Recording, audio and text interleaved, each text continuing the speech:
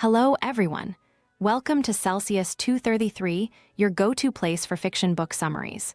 Today, we will explore The Depths of the Serpent's Shadow by Rick Riordan. The Serpent's Shadow, 2012, by Rick Riordan, is the thrilling conclusion to the Kane Chronicles trilogy. It follows siblings Carter and Sadie Kane, descendants of the pharaohs and magicians of ancient Egypt, as they battle to prevent the chaos serpent Apophis from plunging the world into disorder. Combining mythological elements with modern humor, the story intertwines Egyptian mythology with a race against time to save the world.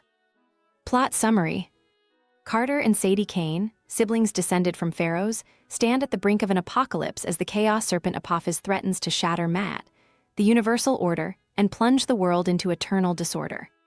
Months of struggle have left their team of young magicians battered and outmatched, but the stakes are too high to falter. The siblings, alongside their allies from Brooklyn House, must stop Apophis before he consumes Ra, the sun god, and extinguishes light and order forever. The conflict begins with an ominous attack on the 51st Gnome in Dallas, where the magicians' allies are annihilated by Apophis's forces. Amid the chaos, Carter and Sadie recover a mysterious golden cabinet from a King Tut exhibit, a shadow box believed to hold part of a soul. They escape with their lives, but are haunted by the failure to protect their comrades. Back at Brooklyn House, the Kanes puzzle over the shadow box and learn that Apophis is targeting remnants of an ancient spell contained in 6 magical scrolls.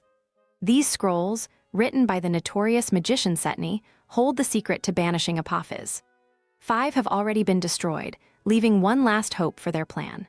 However, retrieving the scroll requires a dangerous deal with Setni, a treacherous spirit imprisoned in the Jewett. Despite the risks, the Kanes decide they have no choice but to free him, hoping to outsmart the cunning sorcerer. The journey to find Setni takes them into the depths of the Jewett, where they encounter surreal landscapes and dangerous foes. The siblings confront trials that test their magic, resolve, and trust in each other. Setni, when finally found, proves every bit as devious as his reputation suggests. A master manipulator, he agrees to help in exchange for temporary freedom, but his every move brims with mischief and half-truths. The Kanes are forced to watch him carefully, knowing betrayal could come at any moment. Setni leads the group to the shadow of Apophis, a vital element for the spell they need to banish the serpent. Shadows, as they learn, are fragments of a soul and can be used to destroy their owner. With the shadow of Apophis in their sights, the siblings face a harrowing battle to claim it, narrowly escaping death multiple times. Setni's guidance proves invaluable but suspiciously convenient, hinting at his deeper schemes. Meanwhile, Walt Stone, a close ally and Sadie's romantic interest, faces the relentless curse of his ancestor Akhenaten, which threatens to claim his life. Walt reveals a connection to Anubis, the god of funerary rites, and a plan to channel Anubis's power to prolong his life and help in the fight.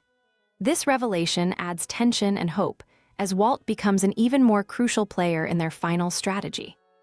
As the time for confrontation with Apophis draws near, the Kanes gather their allies, including Zia Rashid, a powerful magician linked to Ra. The final battle unfolds in a maelstrom of chaos and destruction as Apophis rises to devour the sun. The Brooklyn House magicians and their divine allies engage in a desperate fight, holding the serpent's minions at bay, while Carter, Sadie, and Zia enact the spell to banish Apophis. The shadow box proves instrumental, allowing the Kanes to tether the serpent's shadow and complete the incantation. Zia, channeling the power of Ra, unleashes a devastating attack that weakens Apophis, giving Carter and Sadie the opportunity to finish the spell. The combined effort of magic, divine intervention, and sheer willpower forces Apophis back into the void, restoring balance to the world. With Apophis defeated, the cost of victory becomes clear. Walt's connection to Anubis allows him to remain alive, but the boundary between mortal and divine grows thinner for him. Carter and Zia solidify their bond, and the Brooklyn House magicians celebrate their hard-won triumph. However, the siblings understand that the world of magic remains fraught with danger, and their role as protectors of Maat is far from over. Carter and Sadie emerge from the battle forever changed, wiser, stronger, and bound by the shared burden of preserving balance in a fragile world. That's it for today, but if you're craving more, dive into the rest of the Kane Chronicles series by Rick Riordan. The details are in the description, or just search on Celsius 233.